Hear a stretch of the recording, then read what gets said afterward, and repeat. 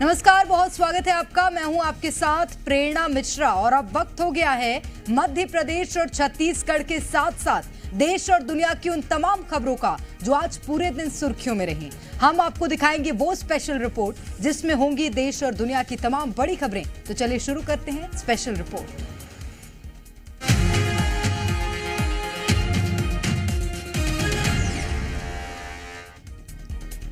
रण चुनावी है और जुबान धारदार होती जा रही है। INDIA गठबंधन प्रधानमंत्री नरेंद्र मोदी को 400 पार न करने देने के लिए अपनी जुबानी तरकश से व्यक्तिगत हमला बोल तीखे बाढ़ छोड़ रहे हैं, लेकिन इन्हीं हमलों को ढाल बना PM मोदी ने भी हैट्रिक लगाने का मौका ढूंढ लिया है। कैसे, इस पूरी रिपोर्ट में देखिए। लोगों ने बोलना शुरू कर दिया है कि मोदी का कोई परिवार नहीं है। बोलता कि परिवारवाद है, परिवार के लिए लोग लड़ रहे हैं, देश भर में नफरत फैला रहे हो। आज पूरा देश एक सुर में कह रहा है, मैं हूं मोदी का परिवार,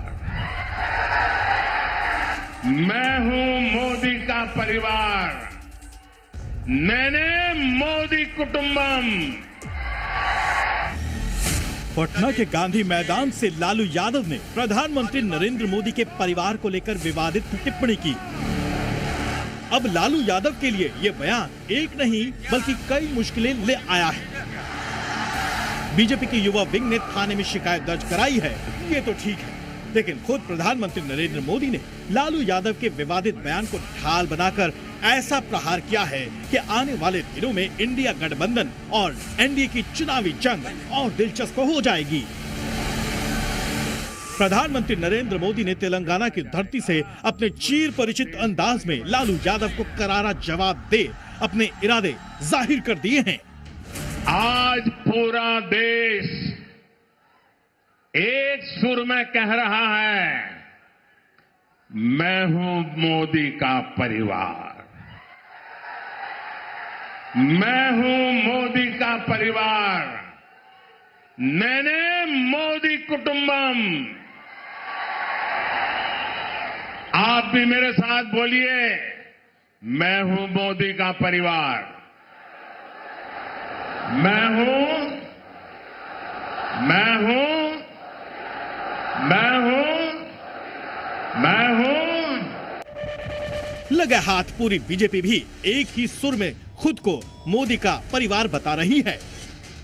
दरअसल गृह मंत्री अमित शाह, बीजेपी अध्यक्ष JP नड्डा, उत्तर प्रदेश के मुख्यमंत्री योगी आदित्यनाथ, केंद्रीय मंत्री स्मृति ईरानी और अनुराग ठाकुर, पूरी बीजेपी एक परिवार बन मोदी के पीछे आ खड़ी हुई है।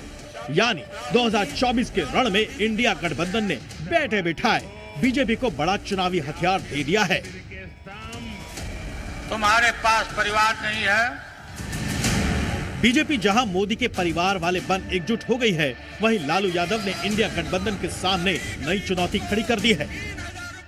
जब उन्होंने समाज के लिए और राष्ट्र को परम वैभव तक ले जाने के संकल्प के साथ अपने परिवार को छोड़ा था, तो उसी क्षण उन्होंने यह संकल्प ले लिया था कि अब ये पूरा देश मेरा परिवार है और इसीलिए परिवार के काम में किसी को थकान नहीं होती।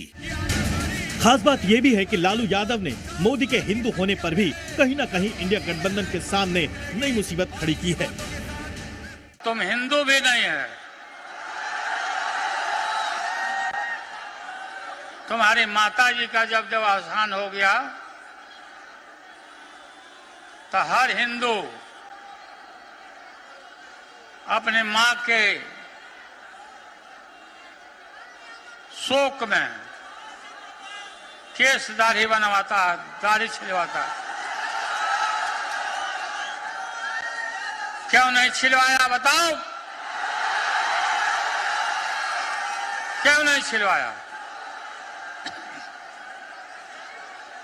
देश भर में नफरत फैला रहे हो। NDA सरकार 400 पार 400 पार का नारा देने वाले प्रधानमंत्री मोदी को उन पर हुए व्यक्तिगत हमले कहीं तुरुप का इक्का न साबित हो जाएं, इसका इशारा उन्होंने जनता के बीच जाकर कर दिया है। मैं इनके परिवारवाद पर सवाल उठाता हूं तो इन लोगों ने बोलना शुरू कर दिया है कि मोदी का कोई परिवार नहीं है। मेरा जीवन खुली किताब जैसा है। आप मुझे देशवासी भली भांति जानते हैं, समझते हैं। मेरी पल पल की खबर देश रखता है और कभी मैं रात देर तक जब काम करता हूं और खबर बाहर निकल जाती है तो देश से लाखों लोग मुझे लिखते हैं, बताते हैं कि इतना काम मत करिए। पिछले 10 साल में 2014 और 2019 के 2 आम चुनाव से ठीक पहले भी विपक्षी नेताओं ने ऐसे ही अपने पैरों पर कुल्हाड़ी मारी थी। इस 21वीं सदी में नरेंद्र मोदी कभी भी देश के प्रधानमंत्री नहीं बनेंगे, नहीं बनेंगे, नहीं बनेंगे। लेकिन यहाँ आकर चाय का वितरण करना चाहते हैं तो हम उनके लिए कुछ जगह बना रखते हैं। चौकीदार, चौकीदार, चौकीदार, चौकीदार। देखिए, देश के चौकीदार ने उत्तर प्रदेश और बाकी प्रदेशों से पैसा चोरी किया है। कांग्रेस नेता मणिशंकर अय्यर तो अपने बयान से पलट गए, लेकिन राहुल गांधी अपनी न्याय यात्रा के दौरान अब भी हमलावर हैं। वैसे पिछले नतीजों पर नजर डालें तो 2014 के आम चुनाव में एनडीए को 336 सीटें मिली थी, जबकि 2019 में एनडीए 351 सीट लाई थी। और इस बार प्रधानमंत्री मोदी ने 2024 के लिए 400 पार का लक्ष्य रखा है। रविवार को गांधी मैदान पर इंडिया गठबंधन के 3 लड़कों के एक साथ मंच पर साथ दिखने से प्रधानमंत्री को परिवारवाद पर हमला बोलने का मौका मिला था। अब लालू के बयान के बाद चुनाव मैदान में परिवारवाद पर जमकर 2-2 हाथ होते रहेंगे। खास बात यह भी है कि प्रधानमंत्री नरेंद्र मोदी लाल किले से भी देश की जनता को परिवारजन कहकर पहले ही साफ कर चुके हैं कि उनका परिवार है कौन। मेरे प्रिय 140 करोड़ परिवारजन। ब्यूरो रिपोर्ट, ज़ी मीडिया।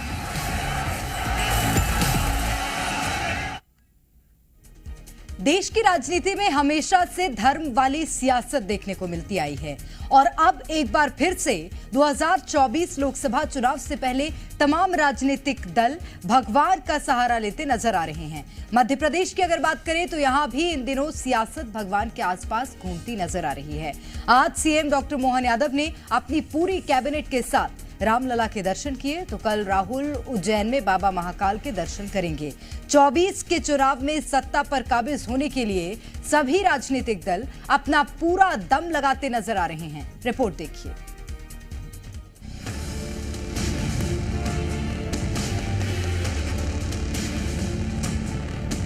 लोकसभा चुनाव का बिगुल बज चुका है और सभी राजनीतिक दलों ने चुनाव से पहले अपना पूरा जोर लगाना शुरू कर दिया है। सत्ता पक्ष देश में विकास की बात पर वोट मांग रहा है तो विपक्ष अपने अलग अलग मुद्दों पर वोट मांग रहा है। लेकिन इस बीच चुनाव से पहले पक्ष हो या विपक्ष, सबने अपना मत्था आस्था की चौखट पर टिका रखा है, जिसके चलते सीएम डॉक्टर मोहन यादव हो या फिर कांग्रेस नेता राहुल गांधी, सब भगवान के दर पर नजर आ रहे हैं। सीएम डॉक्टर मोहन यादव ने अयोध्या पहुंचकर अपनी पूरी कैबिनेट के साथ रामलला के दर्शन किए और लोकसभा के रण में बीजेपी की जीत के साथ प्रदेश के बेहतर विकास की कामना की। हम प्रदेश की खुशहाली के लिए भगवान से प्रार्थना करेंगे और प्रधानमंत्री फिर नरेंद्र मोदी जी बैठे दिल्ली में प्रचंड बहुमत से, ऐसे हम प्रार्थना करके आए। अब मैं भगवान राम के इस स्थान पे उनको उन पे कुछ टिप्पणी नहीं करना चाहूँगा। वो अपने कर्म करें, लेकिन कम से कम हमारे अपनी सनातन संस्कृति पे, हमारे धर्म पे, इन पे कम से कम वो उनका जो आचरण विचार है वो हमारी इस व्यवस्था से मेल नहीं खाता। ये मुझे बड़ा दुख है। सीएम यादव ने अयोध्या दर्शन के दौरान बातों बातों में राहुल समेत कांग्रेस पार्टी को सनातन विरोधी बता दिया। तो इधर मध्य प्रदेश में अपनी न्याय यात्रा के दौरान राहुल गांधी भी महाकाल के दर्शन कर राम प्राण प्रतिष्ठा का न्योता ठुकराने का हर्जाना भरने की कोशिश करेंगे। तो वहीं राहुल के महाकाल दर्शन को लेकर प्रदेश में सियासत शुरू हो गई है। राहुल जी भगवान महाकाल जी के दर्शन करेंगे, सभी हमारे वरिष्ठ नेता, और वहां से भगवान महाकाल जी के दर्शन करने के बाद रोड शो भगवान महाकाल से लेकर पटनी बाजार, गोपाल मंदिर, सती गेट, कंटाल चौराहा, दौलतगंज चौराहा, मालीपुरा होते हुए देवास गेट, तो एक विशाल रोड शो होगा। भारतीय जनता पार्टी की ये सरकार राम मुद्दे को भुनाना चाहती है और पूरा लोकसभा के चुनाव के अंदर धार्मिक भावनाएं फैलाकर वोट कवाड़ने की कोशिश कर रही है। इसके अलावा उसके पास में कोई दूसरा काम नहीं। एक तरफ बीजेपी राम मंदिर के नाम पर जनता को साधने के लिए कोई कसर नहीं छोड़ रही है, तो दूसरी तरफ कांग्रेस भी सॉफ्ट हिंदुत्व की राजनीति करती नजर आ रही है। सियासत में आस्था के ब्रह्मास्त्र का सियासी असर बहुत गहरे में नापा जा चुका है और अब देखना होगा कि 24 के रण में जीत का आशीर्वाद किससे मिलता है। ब्यूरो रिपोर्ट, जी मीडिया। पाकिस्तान में नई सरकार बनी है। नए प्रधानमंत्री शहबाज शरीफ ने आज शपथ भी ले ली है, लेकिन पाकिस्तान में नया कुछ नहीं है, क्योंकि शहबाज तो पाकिस्तानी फौज का ही मोहरा है और वही कर रहे हैं जो मुनीर चाहते हैं। फौजी सरकार के इशारे पर ही प्रधानमंत्री शहबाज शरीफ ने कश्मीर पर एक बार फिर जहर उगला है, मगर उनका ये दांव उल्टा पड़ गया। कैसे, इस रिपोर्ट में देखिए। मोहम्मद शहबाज शरीफ साहब has secured 201 votes.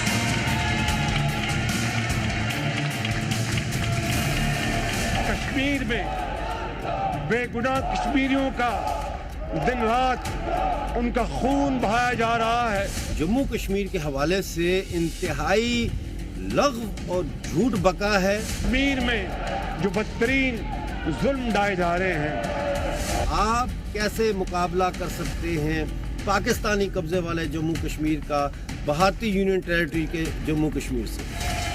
सेना की खैरात पर दूसरी बार पाकिस्तान के प्रधानमंत्री बने शहबाज शरीफ ने पहले ही दिन सेना के इशारों पर नाचना शुरू कर दिया।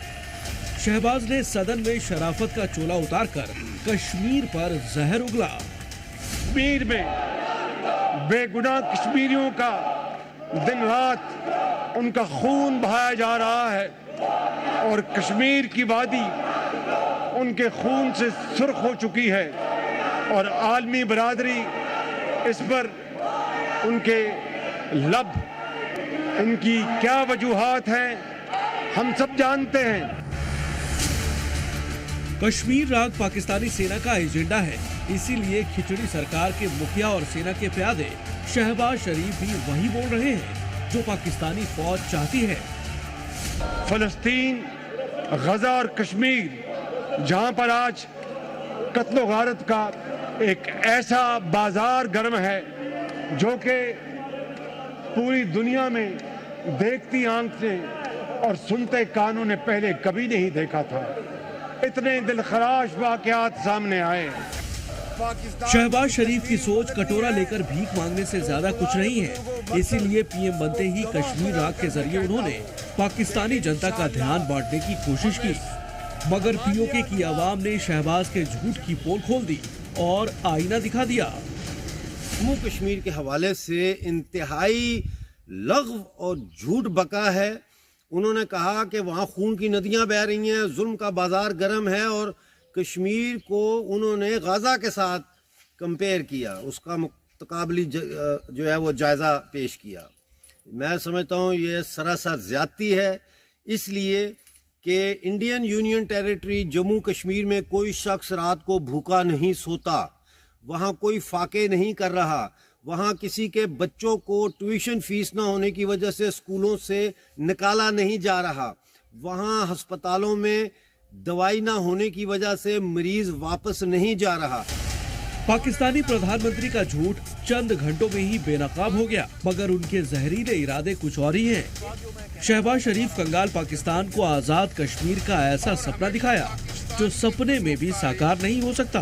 कश्मीर में जो बदतरीन जुल्म ढाए जा रहे हैं, उनके ऊपर पाकिस्तान न सिर्फ अपना असूली मौक़िफ़ लेके आए, बल्कि ये ऐवान आज एक करारदाद पास करे शदीद मजम्मत की और कश्मीरियों और फ़लस्तीनियों की, उनके हकूक़ की, उनकी आज़ादी की, कि उसके बगैर आज का ये ऐवान की कार्रवाई नामुकम्मल रहेगी।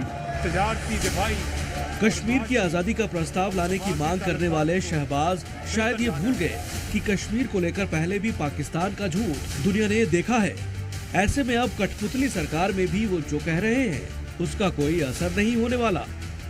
आप कैसे मुकाबला कर सकते हैं पाकिस्तानी कब्जे वाले जम्मू कश्मीर का भारतीय यूनियन टेरिटरी के जम्मू कश्मीर से, जबकि पाकिस्तानी कब्जे वाले जम्मू कश्मीर और गिलगित बल्तिस्तान में लोग फाके कर रहे हैं। लोगों को 1 साल हो गया है, तनख्वाहें नहीं मिली, एडहॉक मुलाजमीन को तनख्वाहें नहीं मिली, नॉन गेजेटेड जो एम्प्लॉयज हैं उनको तनख्वाहें नहीं मिल रही, पेंशनर्स को पेंशन नहीं मिल रही।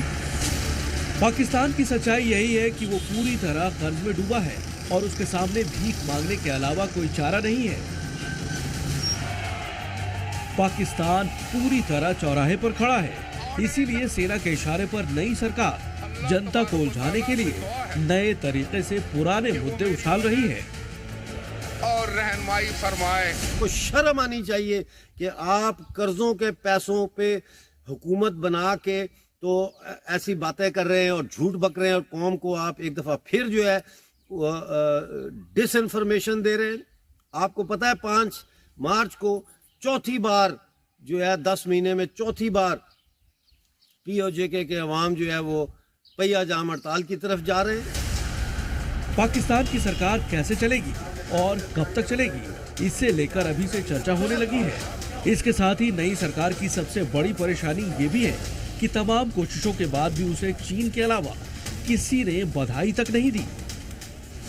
खबर यह है कि बहुत कोशिश की है पाकिस्तान ने कि जो बैरूनी हुकूमतें हैं वो कोई मुबारकबाद का पैगाम दे दें। अभी तक किसी हुकूमत ने कोई मुबारकबाद नहीं दी और आनी भी नहीं है मुबारकबाद, इसलिए कि इन्वेस्टिगेशन का मुतालबा किया जा रहा है इलेक्शन फ्रॉड्स की, वोटर्स फ्रॉड की। तो मुकम्मल तौर पे नाकाम हुआ है पाकिस्तान का दफ्तर खारजा इन इलेक्शंस को बैरूनी दुनिया में उसको क्रेडिबल बनाने के लिए। इसलिए जो इसके नतायज हैं, किसी को कोई मुबारकबाद नहीं आ रही, किसी को कोई मुबारकबाद नहीं आ रही, ना शहबाज शरीफ को, ना नवाज शरीफ को, ना आसिफ जरदारी को कोई मुबारकबाद नहीं आई। जो इस वक्त पाकिस्तान अपनी सरकार के लिए बधाई की भीख मांग रहा है। ऐसे में ये समझा जा सकता है कि मुल्क कैसे चलेगा और ये भी अंदाजा लगाया जा सकता है कि जिस पाकिस्तान की दुनिया में कोई हैसियत नहीं, वो कश्मीर का राग अलाप रहा है। 300 अरब रुपए, यानी सेना जो धुन बजा रही है, शहबाज उसी पर नाच रहे हैं। बड़ा सवाल ये कि कितने दिन तक वो कुर्सी पर रह पाएंगे। ब्यूरो रिपोर्ट, जी मीडिया।